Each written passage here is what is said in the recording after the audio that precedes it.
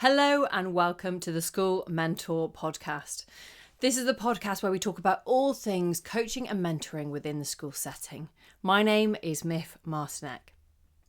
First off, a massive welcome back. I hope you guys have all had an incredible Easter break. We loved ours. We had a trip up to Scotland to see my family.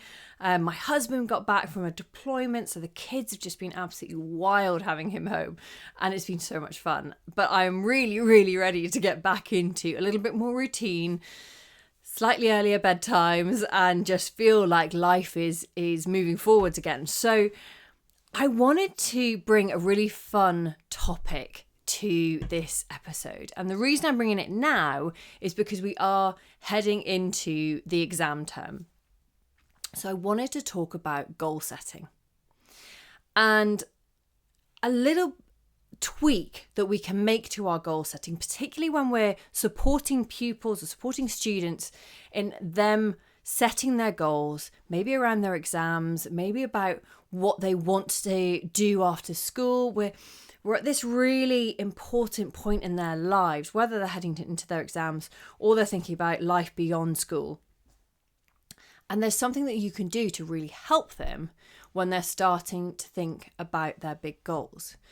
And it's a shift from thinking about what is it that I want and moving towards who is it that I want to be. Now, the reason that this shift is needed is because when push comes to shove, big, exciting goals aren't motivating. When we are in a moment where it is stressful, where we are going back to sort of our basic instincts and trying to kind of protect ourselves because we are stressed about exam deadlines and pressures coming from all different directions, it's very hard to pause and have the perspective and say, but my big goal in 5 years' time is that I want to work for this sort of a firm, or I want to get into that university. It isn't going to happen, right? It's such a massive stretch for that young person to be able to do that. So instead, we need something that is really easy to action. And that is something that I like to call just a mini trigger. And mini triggers can be made around the who do you want to be? And that takes you back to sort of what type of actions does that future person take right now, right here in the moment. So when we look at how we're helping young people set their goals, there's a really fun exercise that you can work through with them. Now, I'm not one for affirmations as such. I don't stand in front of the mirror and tell myself that I'm able to achieve great things. That is not my area. It doesn't motivate me. It doesn't feel congruent or honest or true. It's just not my style. But I do believe that having rehearsed and found a phrase or something really easy to remind myself in the moment when the pressure is there and the intensity is ramped up, I do find that having something that I've thought about in advance, a little phrase that I can use, will switch me back into focusing on my bigger picture goal and focusing on the actions I need to take, the steps I need to take to get me closer to that goal. So here's a really fun exercise that you can do with your students, or you can do it for yourself. It's something that I do for myself. But it's taking a moment, taking a piece of paper, putting it down in front of you and writing down, who do I want to be this term? Who do I want to be this year? Who do I want to be? And then once you've identified that who, it could be, I want to be somebody who achieves these goals, who achieves these kind of grades. It could be someone who isn't overwhelmed by negative emotions. It could be all kinds of things. That who do you want to be? Because then once you've got that, you can start to identify, well, what kind of actions do we think that that person takes? So that's your next question. What kind of actions do you see this person doing? Because that's going to be a little bit of a guide. The next question is, how will I know when I'm veering off my path? So we know who you want to be, the sort of person who creates these results. We know that the kinds of actions that that person takes. And then we want to start to preempt, how will I know when I'm veering off this path? Because then we're starting to identify the start of any problems that could come down the line. So if your goal is to be someone who achieves a set of exam grades, but achieves them in a way that doesn't cause them chronic anxiety, then you know that you are veering off path when you can feel that anxiety starting to become slightly out of control. When we've done that, we can move on to finding a short phrase that helps us bring ourselves back in that moment, to call it, and it's just a little trigger phrase. And that trigger phrase is what you will use to help bring you back into the present moment so you can start choosing those actions that take you towards your goal.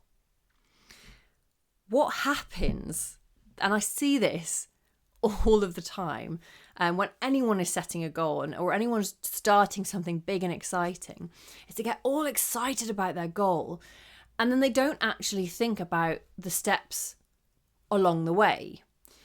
Or they maybe start thinking about the steps along the way and they don't pause and think about, well, how do I know that I'm taking the right steps? How do I know how to do that? And it comes down to this identifying who that person is, because you can then see, well, is this the sort of thing that that person would do? It's not whether it's right or wrong. It's just, is it the sort of thing that that person who reaches the end goal, is this the kind of thing that they would do? So you bring yourself then back to this trigger phrase. And this trigger phrase is designed to be super, super simple. And it's the thing that you will use to bring you back to the present moment so that you can start taking the right actions rather than the wrong ones. I almost think about it when I play with the trains with the kids. There's that switch that you can use, and the train goes off on one track and it goes off that loop. Or you can switch it the other way and the train goes off in this other direction. And it's almost your trigger phrase becomes that switch. You could, you can see your train heading towards a point where you're identifying we're going off path here, and your trigger phrase is what switches you onto the path that you want to be on. One of the trigger phrases that I use a lot is one that my dad gave me when I was really little. And if my sisters ever listened to this, they would be like, oh yeah, this is an ultimate dad phrase. But my dad would say to us, mean to do it. And what he meant by mean to do it was simply be determined, do your best, but also just get in the zone right now and get on with it and work hard in the moment right now. And it's amazing to me when I see this phrase pop into my mind, when I'm dithering about what social media posts to put out there, or what things to cover on the podcast, or what to say to the school that I'm meeting that week, or I can dither around in my brain about all these different things. And when I use the phrase mean to do it, it immediately makes me stop. I pause and I think, right, what is the action that the person that I want to become takes right now? It is all about just giving yourself that tiny moment in time to make a good choice. And all that needs is some awareness of the person you want to become, the path not the path necessarily in itself, but the actions that sort of person takes. And then a little tiny switch, a little trigger that you can use when you think that you are going off track. This is one of the most powerful tools I have for making sure that as an entrepreneur, as someone who works for themselves, certainly someone who's coming back into business after having time out to have my children, and I've had a whole heap of nervousness and worry about whether I know enough and whether I'm good enough because I've had this time out. And I've just lost a little bit of confidence because I've not been doing it as much. And it's amazing how valuable my little trigger phrase, my little phrase, mean to do it, still is when it comes to those moments and I just need to take a step forward. I just need to take an action that is congruent with the person that I want to become, and not that it has to be the perfect action that drives me towards a specific outcome. It's not about an outcome. It's about the person I want to be. So I'd love for you to take this tool away and to think about it, maybe in a tutoring session, maybe when you're speaking to your pupils. Who do they want to be this term? How will they know that they are being that person? What kind of actions does that person take? And how will they know when they are veering off course?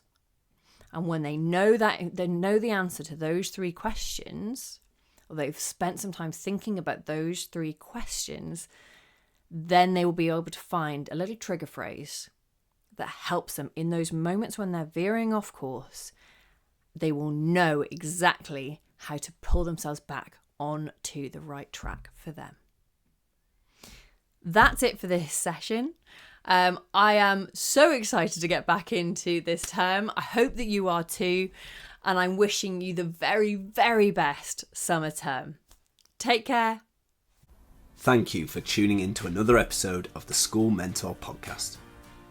We hope you're leaving today's episode feeling inspired to create a stronger, more connected school community. To access more resources, be sure to visit our website at this-is-me.uk. It would mean the world to us if you subscribed, rated and reviewed our podcast, and shared it with your fellow educators. Until next time, thank you for inspiring, mentoring, and changing the lives of the young people in your community.